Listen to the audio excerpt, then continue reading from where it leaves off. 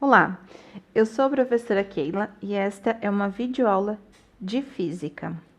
Hoje iremos falar sobre as leis de Newton. Antes de anunciarmos as nossas leis de Newton, vamos falar da força resultante e o diagrama de corpo livre. A força resultante de um sistema de forças é a força única que, agindo sobre o corpo, produz nele o mesmo efeito que o sistema. E ela é determinada pela soma vetorial das forças constituintes do sistema. Então, vejam nesta figura. Eu tenho um bloco e nele atuam a força 1, a força 2 e a força 3. Eu posso substituir essas três forças por uma única força resultante, que vai ser a soma dessas três forças. Notem que essa força resultante é um vetor, né? Assim como essas outras três forças que também são vetores. Então, esse vetor força resultante pode ser escrito em termos das componentes horizontais e verticais, do x e do y. Então, eu vou ter uma força resultante em x e mais a força resultante em y, j. Desta forma, eu devo determinar quem são essas forças resultantes, tanto em x quanto em y. Como é que eu faço isso? Fazendo o nosso diagrama de corpo livre. Como é que eu vou fazer esse diagrama? Então, diagrama de corpo livre. Eu vou desenhar aqui, então, o meu bloco e vou colocar o meu referencial. Geralmente, nós colocamos o sentido positivo no sentido do movimento. No entanto, aqui, como eu não sei se o meu bloco está se movimentando ou se ele está totalmente em repouso, eu vou colocar o usual, y positivo para cima e x positivo para a direita. Determinando, então, o nosso referencial, né, e a origem aproximadamente aqui no centro de massa, eu vou representar as minhas forças. Então, eu tenho aqui força 1, positivo para x. Tenho aqui a força 2, está no sentido negativo de x. E a minha força 3 é uma força que tem componentes horizontais e verticais. Então, eu posso decompor aqui. Vou projetar a força 3 em y. Então, eu tenho F3y e vou projetar aqui a força 3 em x. Tenho F3x. Desenhando um triângulo retângulo com a força 3 e suas componentes, tenho F3y, F3x e o ângulo que ela faz aqui, vou chamar esse ângulo de ângulo θ. Utilizando seno, cosseno e tangente, eu posso determinar tanto a componente horizontal quanto a vertical em termos do meu módulo do vetor e do ângulo que ele faz com a horizontal. Então, vejam, F3x é o cateto adjacente, F3y é o cateto oposto. Então, se eu uso cosseno do ângulo θ, cateto adjacente sobre a hipotenusa. Então, F3x, escrevendo em termos no módulo da força 3 e do ângulo θ, vai ser F3 cosseno do ângulo θ. Se eu usar o seno é o cateto oposto, F3y, sobre a hipotenusa. Então, o meu F3y vai ser o módulo de F3 vezes o seno do ângulo θ, certo? Feito isso, eu já consigo determinar essas forças resultantes aqui. Então, para este exemplo, força resultante em x vai ser o somatório de forças em x. Então, o que nós temos aqui? Em x, eu tenho F1, módulo de F1, menos, né, porque o F2 está no sentido oposto, menos F2, menos o F3x, que nós já deixamos em termos do módulo de F3 e do ângulo. Então, F3 cosseno do ângulo θ, certo?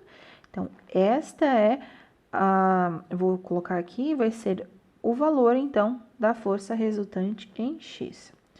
Assim como a força resultante em y, vai ser o somatório de forças em y. O que eu tenho? Em y, eu tenho apenas a componente vertical de F3. Então, eu tenho F3y, que é F3 seno do ângulo θ. Então, assim, eu determinei a força resultante em y, a força resultante em x, né? Aqui desenhei o vetor no lugar errado aqui. Certo? Então, lembrando aqui, pessoal, que nós trabalhamos aqui com os módulos, né? Módulo de F1 menos módulo de F2,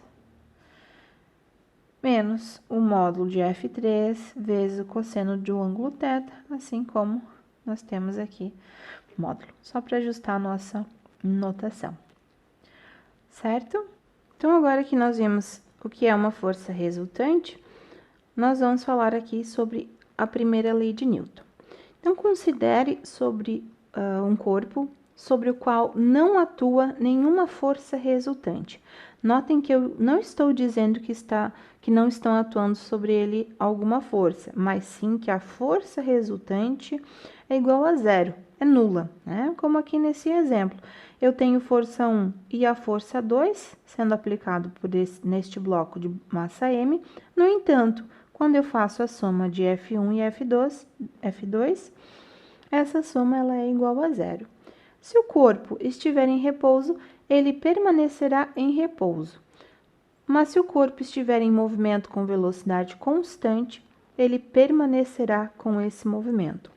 Então, aqui nós observamos que sem a presença de uma força resultante, eu não tenho a alteração no movimento. Eu não tenho nem o aumento, nem a diminuição da velocidade, ou ainda, se a velocidade é igual a zero, eu também não tenho um aumento deste valor. A primeira lei de Newton também é chamada de lei da inércia. O Galileu, lá no século XVII, ele já chamou de inércia a tendência que os corpos apresentam de resistir à mudança em sua velocidade. Claro que alguns anos mais tarde, o Newton ele refinou a ideia de Galileu e enunciou a sua primeira lei. Então, tenho aqui uma tirinha do Garfield que diz o seguinte, né? O John tá falando pro Garfield que ele é preguiçoso e o Garfield diz que não, que ele tá só conduzindo uma experiência científica. Ele diz que está testando a primeira lei da física. Aqui, quando ele fala da primeira lei da física, ele se refere à primeira lei de Newton, né? Então, Newton disse que um corpo permanece em repouso, né? Aqui o Garfield falando sobre essa lei. Corpos em repouso tendem a permanecer em repouso, se não, claro que a gente tem que completar, né? Se não houver nada que possa tirá-lo deste estado, ou seja, alguma interação com qualquer outro corpo, que nós vemos isso aqui como força resultante. Quanto maior a massa de um corpo, maior vai ser esta inércia, ou seja, maior é a tendência de um corpo permanecer em repouso ou ainda em um movimento retilíneo uniforme, um movimento que não tenha aceleração, que não seja acelerado ou ainda que tenha uma velocidade constante. Então, a massa, ela é uma propriedade intrínseca de um corpo, a qual mede a sua resistência à variação de velocidade ou à aceleração, né? Então, quanto maior a massa, maior a inércia, maior a tendência de permanecer em repouso ou em movimento retilíneo uniforme. Lembrando que a massa, ela é independente do processo de medição, é uma grandeza escalar, né? Uma das grandezas básicas do sistema internacional, e a sua unidade é o quilograma. Também tem uma tirinha aqui para falar sobre esta primeira lei de Newton no caso do movimento retilíneo uniforme. Então, se um corpo apresenta um movimento retilíneo uniforme, ou seja, se ele está com velocidade constante, permanecerá com esse movimento até que exista uma força resultante sobre ele que produza alteração na sua velocidade, ou seja, o corpo pode frear ou acelerar, como está acontecendo aqui nesta tirinha. O Garfield, do nada, resolve puxar a manivela aqui do carro, na verdade, essa manivela é o freio de mão, então o carro parou bruscamente. Os corpos que estavam com velocidade aproximadamente constante, né, tenderam a continuar com esse movimento, por isso que eles acabaram vindo próximo ao vidro, né? Então, eles foram impelidos para a frente devido a essa parada brusca. Então, sem a existência de uma força resultante, sua velocidade permanece constante, ok? Se eu fosse escrever a primeira lei de Newton em forma de uma equação, seria somatório de forças, ou ainda minha força resultante, isso daqui igual a zero, certo? Algumas observações. A primeira lei de Newton descreve o que acontece na ausência de uma força resultante sobre um objeto, isso que nós já estávamos falando, e também nos mostra que quando não há força resultante atuando sobre o corpo, sua aceleração ela é nula, ela é igual a zero. E quando a força resultante que atua em um corpo é nula, dizemos que o corpo está em equilíbrio. Este equilíbrio pode ser um equilíbrio estático, quando o corpo permanece em repouso, ou um equilíbrio dinâmico, onde este corpo que estava em um movimento retilíneo uniforme, ele vai permanecer nesse movimento retilíneo uniforme. Então, aquilo que eu falei anteriormente, força resultante igual ao somatório de forças, e isso daqui igual a zero. Lembrando que, se eu faço a análise, né, no meu diagrama de forças, todas as componentes, então, aqui, tem que ser igual a zero. Somatório de forças em x igual a zero, somatório de forças em y igual a zero, e se eu estiver no espaço, somatório de forças em z igual a zero.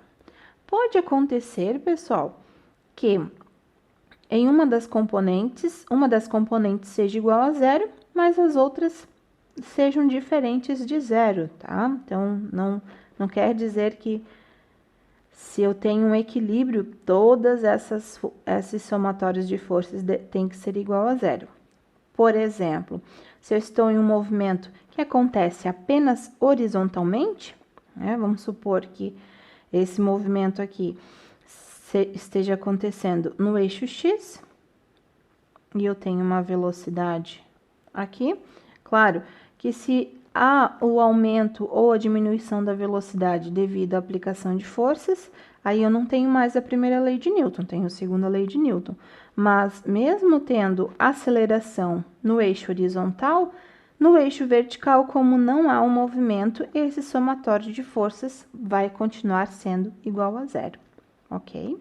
Então, lembrando, equilíbrio estático, o corpo permanece em repouso, equilíbrio dinâmico em um movimento retilíneo uniforme, certo? Já a segunda lei de Newton, que também é conhecida como lei fundamental da dinâmica, a força resultante que atua sobre o corpo vai ser igual ao produto da massa pela aceleração com a qual ela irá se movimentar. Então, agora, a minha força resultante, ela não é mais igual a zero, e sim igual ao produto da massa pela aceleração. Esta equação, que é bem pequenininha, ela nos diz algumas coisas, né? Observando essa equação. O que diz, então, essa segunda lei de Newton? Todo corpo necessita da ação de uma força resultante para iniciar um movimento ou para que seu movimento seja alterado. Então, eu preciso de uma força resultante para que haja essa aceleração. Ainda, quanto maior a massa do objeto, como nesta equação nós temos grandezas diretamente proporcionais, maior então vai ser a força necessária para alterar o seu estado. Já vimos isso com o conceito de inércia, né? Quanto maior a massa, maior a força para provocar uma alteração no seu estado. Ainda, quanto maior a variação da velocidade, ou seja, quanto maior a aceleração que se deseja imprimir a um corpo, também maior vai ser a força necessária para isso. De novo, porque eu tenho grandezas diretamente proporcionais. E por fim, a aceleração adquirida por um objeto tem sempre a mesma direção e sentido da força resultante que atua neste objeto. Então, essa força resultante tem a mesma direção e mesmo sentido da aceleração, ou ainda a aceleração tem a mesma direção e mesmo sentido desta força. E para finalizar, nós temos aqui a terceira lei de Newton. Quando um corpo exerce uma força sobre o outro, o segundo corpo exerce uma força sobre o primeiro. As forças que compõem esse par, nós vamos chamar de o par ação e reação. Elas vão ser sempre iguais em intensidade, ou ainda iguais em módulo, né? E opostas em sentido. Em outras palavras, a toda ação corresponde uma reação de mesma intensidade e sentidos opostos. Por exemplo, aqui, eu tenho duas, vamos supor que aqui nós estejamos falando sobre força elétrica. Então, aqui é uma carga, aqui é outra carga. A força que 2 exerce em 1, ela vai ser igual à força que 1 exerce em 2. Então, notem, se eu traço uma linha de direção aqui nessa força,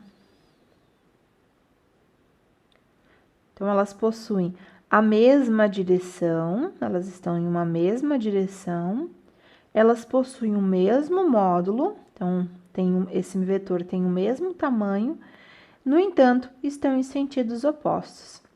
Tá? Então, aqui, se eu determinar que é positivo para baixo, esta força é positiva e esta que está no sentido oposto é negativa, ok? Ou o inverso, né? Esta daqui positiva e esta negativa. Como é que eu posso representar isso em forma de uma equação? Eu vou dizer que F12 é igual a menos F21. Ou ainda, em módulo, né? Posso determinar que o módulo de F12 é igual ao módulo de F21. Ok? Para compor um par ação e reação, né, para que um par de forças seja ação e reação, é preciso que elas satisfaçam algumas propriedades. Então, aqui eu tenho as 4 propriedades do par ação e reação. A primeira, estão associadas a uma única interação, ou seja, correspondem sempre a forças trocadas entre apenas 2 corpos. Ainda, o par de forças sempre apresenta a mesma direção, mesma intensidade e sentidos opostos. A terceira me diz que o par de forças nunca atua no mesmo corpo. Como as forças atuam em corpos diferentes, elas nunca se anulam. E a última propriedade me diz que as forças do par têm sempre a mesma natureza. Então, eu vou ter um par que ambas as forças vão ser de contato ou ambas vão ser de campo. Para exemplificar, eu tenho este objeto apoiado sobre a mesa, né? Então, é um computador aqui, um computador antigo, que está apoiado nesta mesa. Quais são as forças que estão atuando nesse meu sistema? Eu tenho a força peso, que é a força que devido à força gravitacional, né, que a Terra exerce sobre o objeto. Então, aqui é a força que a Terra exerce sobre o objeto, nós chamamos isso de força-peso. Eu tenho ainda uma força normal, que é a força que a mesa exerce sobre o objeto. Esta força, ela é perpendicular à superfície, né, no qual o objeto está. Então, ela é perpendicular a mesa. E ainda eu tenho as suas reações. Então, vejam, ao mesmo passo que a mesa, ela suporta este computador, este objeto, o objeto também faz uma força empurrando a mesa. Então, a reação desta força normal é a força que o objeto exerce sobre a mesa, uma força que é sentida na mesa e aponta para baixo. A reação da força peso é a força que o objeto exerce na Terra. Então, se eu for ver aonde é que está essa força, ela está na Terra. Então, lá no centro da Terra, a gente tem a reação da força peso. Então, aqui, eu posso dizer que a força normal é reação à força peso? Não posso, porque aqui, essa força, tanto a força normal quanto a força peso, ela está atuando sobre o objeto, então já não satisfaz uma das propriedades. Além disso, a força normal é uma força de contato e a força peso é uma força de campo. Então, elas também não possuem a mesma natureza, certo? E claro, não posso dizer então que essa força normal é reação da força peso. Lembrando que a reação da força normal está na mesa e aponta para baixo, e a reação da força peso está na terra e aponta para cima.